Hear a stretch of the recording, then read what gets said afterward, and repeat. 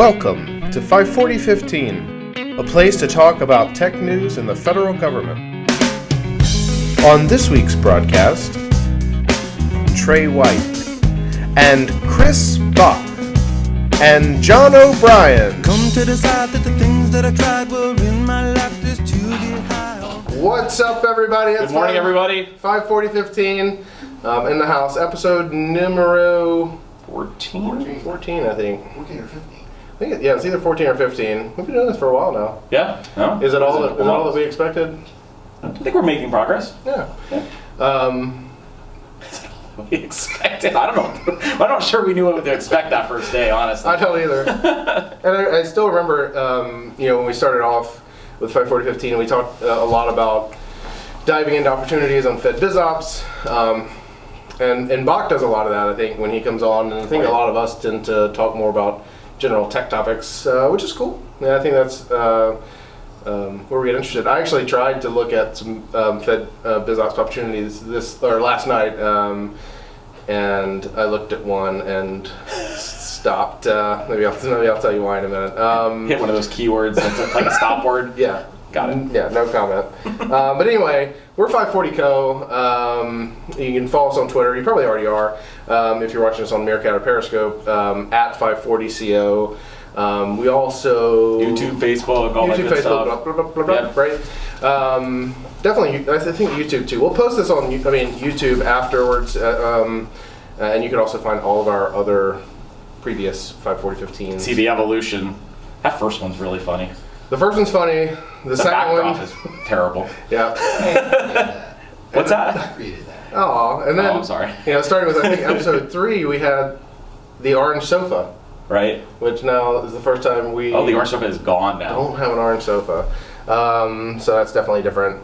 Anyway, Post notes. You gonna put homage to like the orange sofa or something? Yeah, maybe the outro we can just show like a orange sofa snapshot and then play some sad music. R.I.P. Yeah, R.I.P. So I don't think we're actually doing personal intros. My name's Trey White. You can follow me on Twitter at Trey White. John O'Brien. Follow me on Twitter at JO'Brien. Yep, perfect.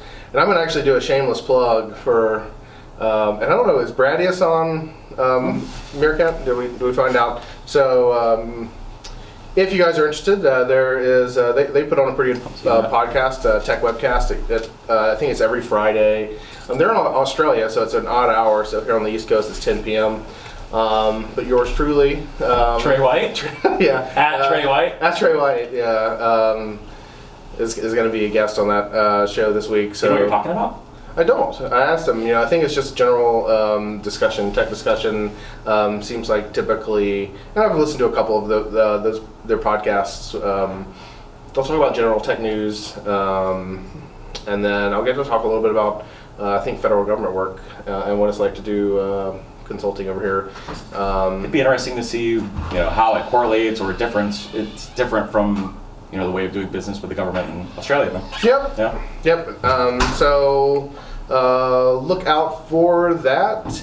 I also noticed before we get started, I think the main topic today, so for anyone that's maybe watching on YouTube, want to stick around because I think it'll be fun, is we want to talk a little bit about contracting today. Procurement, and the way the government does that. But I was flipping through TechCrunch last night, and something caught my eye. And we do have an IBM over here, and I'm curious if maybe he can answer this question for me. Ex-IBMer. Ex-IBM, you're right. Good point. Jeez. Sorry, I always do it. I saw where Apple has $200 billion in cash. 203 billion. 203 billion, something ludicrous. Which I used to always think IBM was king in that, or they used to be. They always used to be that company that had a lot of cash. Do we know how much cash IBM has on hand these days? I've stopped paying attention now that I don't work there, but I know that historically IBM always had a lot of cash. A lot of It cash. was always able to do those acquisitions of other companies at will. Whenever at will. Yeah. So maybe Apple has enough money to buy out us now. I mean, 200 billion. I think they probably got enough now. We'd probably take it. No, We'd probably be enough. Yeah. No. That may give us a reason to exit. maybe. $200 billion check. Anyway, so let's talk a little bit about what was on my mind, and I'll preface this a little bit to say that as we get closer to the end of September, we're getting to that time of year where the federal government has to dole out all. That is so weird. Yeah, that lag. Can we change that? Sorry. The government has to dole out its money, do all its contracting. Right. It's a busy month for us as contractors. In fact, we're already working on a lot of opportunities as we get towards the end of September. September is just September is just going to be very busy. So for those of you that do federal contracting, you already know this. But the process is already starting, and I was in a meeting yesterday, and it just occurred to me, when we start to do a lot of our contracting proposal writing with the federal government, it's a lot of times a very similar process. I think the big exception is that 18F, Which we've talked a good bit about. BPA, which we've talked a lot about. But it's typically for us a very technical, RFP, and then we're trying Technical write-up that we're trying to do a response to, and I think generally, a playbook for writing a proposal is going to be look and see what the government's asking for, Sure. and try to then talk to every one of the points that they mention, and show some past performance. And of course, that's the way that you would want to do it, and I think that's the way the government rewards contractors for demonstrating their expertise. However, I get a little concerned that in a lot of cases that means the government knows what they're asking. They need. Sure. Right. It sort of lives on that assumption. Now, when you go through the whole proposal process, you have opportunities to make suggestions. The RFI stage is a great point, right? Where you can, it's not a proposal. You can say, this is how I would solve your problem. I remember one proposal you almost wanted to reply back with a one-word Elasticsearch. Right. Yeah, it was like, here's what I would do. Just Elasticsearch or something. Hundreds and hundreds of words, one-word entry. Yeah. Answer. So I don't think it's not like so inflexible that you don't have the opportunity to affect it. But once the proposal comes out, the RFP comes out, you write that proposal typically to what's in. If you want to win, right? Unfortunately, right? I think that's what we end up running into is on the other side as we receive them from the government, we have to be compliant. Right. We have to answer the mail, and a lot of times it's simply just kind of answering the mail in a lot of cases. I think it's something. I chimed in there on technically documenting, or I don't know how I said it just a moment ago. But all we sometimes are doing is you're trying to convey something very technical in some writing, some summary that really doesn't do it justice. And also recognizing the audience, the person that's going to evaluate the contract might not be that technical. Right. I do think it sort of lends its hand to a more fundamental problem that I think, and I don't know if it happens, it's across the board, or if it's just typically in the one, proposals that I encounter, or even some of the projects that I'm on. But the government itself does not have as many technical people. Sure. Right. That's what I love about the 18F guys, and I think GSA and you used to do some work within DoD. Previous agencies we'll say unknown, right? Unnamed. Unnamed, but it's not. I don't think it's lack of effort, and the government tries, but I don't know exactly why it's the case. But what it creates when you're writing these proposals is trying to write trying to say I can solve this technical problem in the most vanilla, functional way you could possibly say it. Well, I think it comes down to, you kind of hit on a little bit, there's a lot of folks in the contracting world, and obviously the requirements owners that are pulling it in, even the requirements owners who are in many cases responsible for delivering let's say a technology product or capability, really aren't technology folks, or they're not product delivery folks. A lot of times they're just they maybe got pushed into that role, or they're overseeing some new capability. So you end up with these kind of very generic requests for responses from the contractor community, and I think then we have to unfortunately read between the lines. I think it is very important, I think, to continue, we talk about the 18F thing a lot, having more folks in the government that understand what it means to deliver a product, understand what it means to deploy a piece of technology, to operate a piece of technology, to evolve a piece of technology, what that really even means, even the life cycle of it. Because unfortunately, we are going to continue to get requirements that are sometimes very difficult to understand, or not very clear, and we're going to. And then on the other side, it's always that flip side too. And you were already touching on this. Is then how do they evaluate it too? That gets scary, right? Because you're evaluating what? Just some boilerplate response to I can do agile business processes, or software development, or I can whatever. Right, and I have a plan to generate these documentation, this documentation, Right. or I have developed software before. Okay, a lot of us have done that, right? Right. But you can't go much. You can't go much deeper than that. You can talk about processes. You can talk about past projects. I mean, I do think that's important. Their abilities to look it up, and I think honestly that to me that's the way the government tends to operate. Right? It's all right. You answered the mail and the questions that we asked in this proposal. We thought you described what you would do best. We awarded you the contract. You came on board and you didn't deliver, so we're going to rate you negatively when it comes to your review. And then that's kind of how later we know maybe this isn't. They'll talk the talk but can't walk the walk. I think. Yeah, maybe. I'm worrying that our ex-IBMer, Chris Bach, is in the audience right now. We threatened to bring him out here. We threatened to bring him out here because I think this is a spot he knows very well. Government contracting. He's been on the contract writing side of the equation from the government perspective, and obviously he's been on it on the contractor side as well. So I'm sure he's cringing right now. just a little lot of it. You want to come out here, Chris? Sure. Why don't you come out here? I don't know if we can fit all in frame. Yeah, Alden, we might need some camera adjustments. I want him to come and chime in because it seems like he's chomping at the bit a little bit.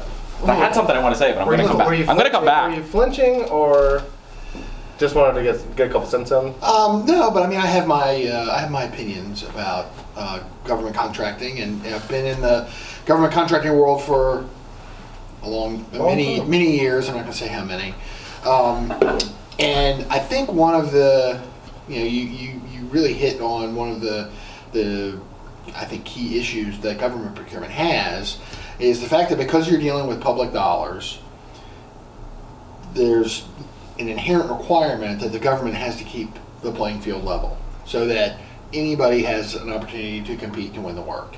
And when you do that, you essentially have to genericize your requirements to the point that multiple companies can bid on it, and it prevents a real opportunity to get really specific because the government in some respects lives in fear of a protest, of having a contract award disputed right by somebody that says, hey, you wrote that requirement in such a way that I couldn't bid on it, that was unfair to me, do it over. Right. And that's part of the inherent nature of government contracting. I think that's one of the things that I think it'll be interesting to see what happens with the 18F evaluation, because it was such a departure. And John and I actually got interviewed by Public Spend Forum. They've got an article. I think they're publishing it later this week, maybe tomorrow, maybe. Oh yeah. wow, check it out. And talking about kind of our impressions, and John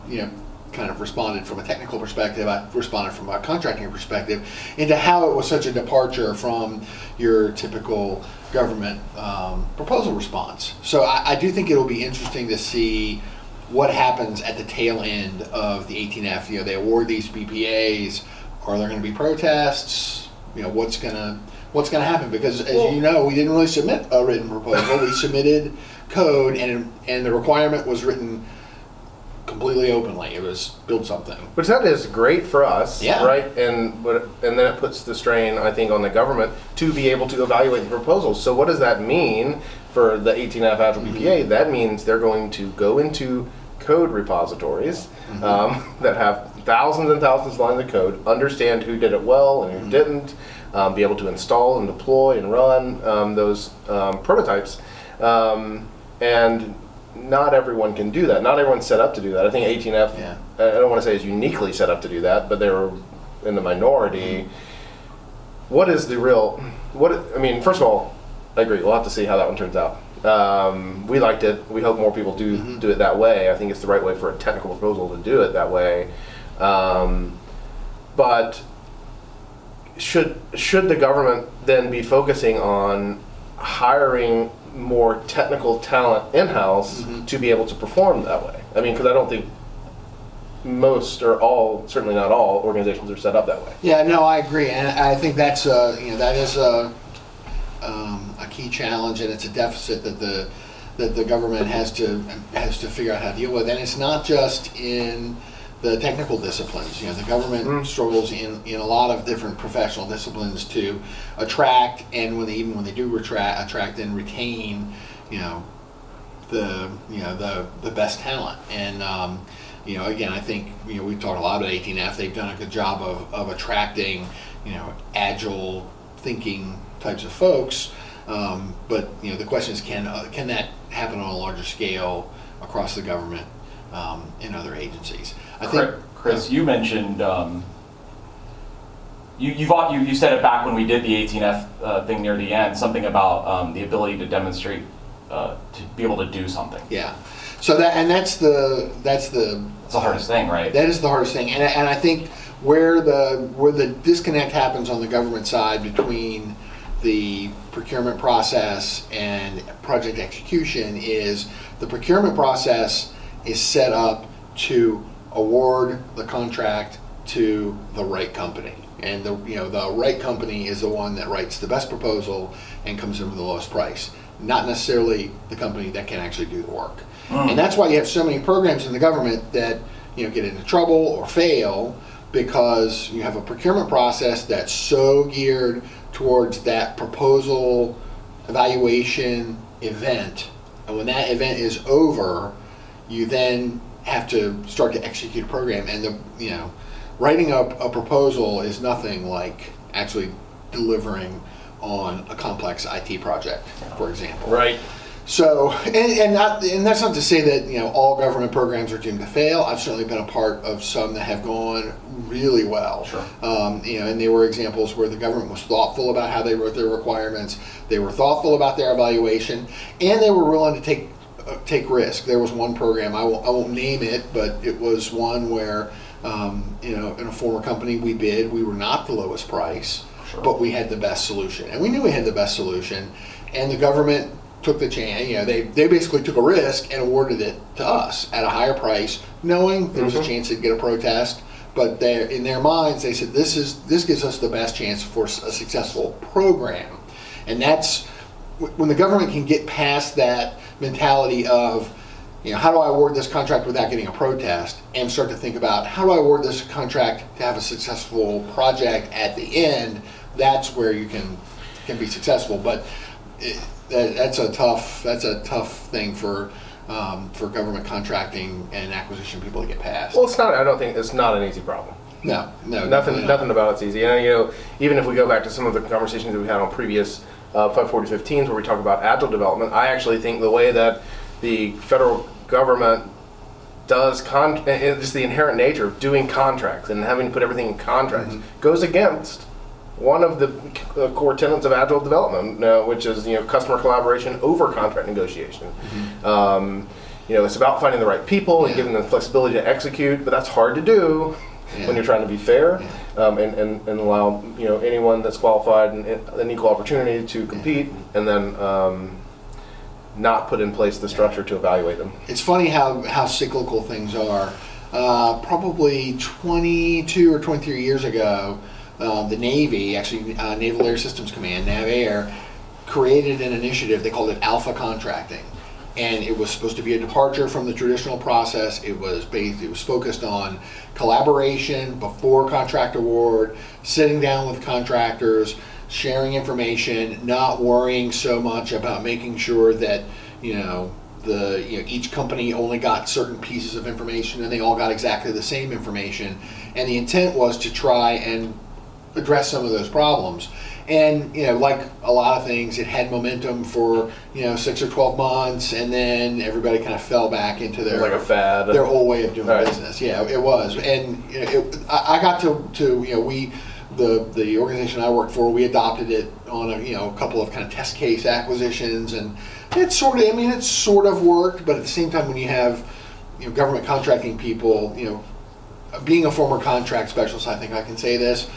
Contract specialists tend to focus very much on the process and are very much rule followers. And government procurement is a very rules-based operation, and it's tough to get us collectively to think outside of that box of the rules. Right. And when you've been doing something for 20 or 25 years, and you hang your hat on the fact that I've never had a protest sustained. It becomes like this mission I'm going to get to the end of my career and I'm never going to have a protest sustained. That's my goal, and then that becomes your driving force. And I've seen some of that. All right, and that's why I now have a different opinion of RFI stages, where I used to think, what value are we pour a lot of energy into RFIs. For what? There's nothing that comes out of it, but it's because you can that's where you can be flexible. That's where you can inject your opinion. That's where you might change the way the RFQ and RFP comes out, to then, when that's going to be more structured and more, when you have to write that proposal, you've had the chance to say how you would do it outside of that. And so I think that's important. Also, now that we don't have our fancy pro up with our notes and our timer, we have run over. I have no idea what I'm going to do with the lower thirds now, by the way. At PC Bach, yes, Chris Bach, thank we you. kind of did a switcheroo Totally halfway messed through. Really winging it. I'm sure post-production is just really furious that it might have to do some more stuff. No, I'm just kidding. But I think that was a good talk. I think we should talk more about it too, because I think there are a lot of, I don't want to say problems, but there are a lot of things that we could change and make better around the way we do procurement. I don't know that we can change them, but we can talk about them. And there are. I don't want to sound like the procurement community are a bunch of backwards thinking people. There are a lot of leaders in the government procurement world that are trying to do innovative things and are trying to kind of push some of those traditional boundaries. And I think the more opportunity that those people get to evangelize what they're trying to accomplish, and there's also I think an onus on the industry too. We've gotten to this point because the cost of a protest is the cost of a stamp, and we live in a litigious society, and right. I didn't win a contract, so I'm gonna file a protest. And some protests are valid, because things don't always happen right, and if you legitimately feel like, hey, I really got screwed here and this was unfair, that's one thing. But I think in some cases people protest for the sake of protesting because there's so much pressure with shrinking government contract dollars available. Everybody's going after what scraps there are, and Yep. It's sort of a function of that. So I think less and less scraps. So I think we as industry do share a burden of that responsibility to be good stewards of public dollars from the perspective of not launching frivolous protests, because they take up time, they take up money, and they drive the government contracting community to stick with those old processes that could use some improvement. Right, and maybe even a topic for another day where we could dive deeper into that as well. Yeah. Like I said, we run a little over today, but I think just to open the conversation about some of the ways that we do procurement and contracting. Just something that popped into my mind as we're starting to go down this road, closer to September. So sorry that we went over a bit. Thanks for joining us on 54015 again this week. I think we'll have another one next Wednesday at 7 a.m. We do it every week. I think so. They keep coming, so tune in then. Again, I'm Trey White. I'm Chris Bach. That's John O'Brien. John O'Brien. Yeah. And we'll talk to you guys next week. Thanks. Peace out. Peace. I want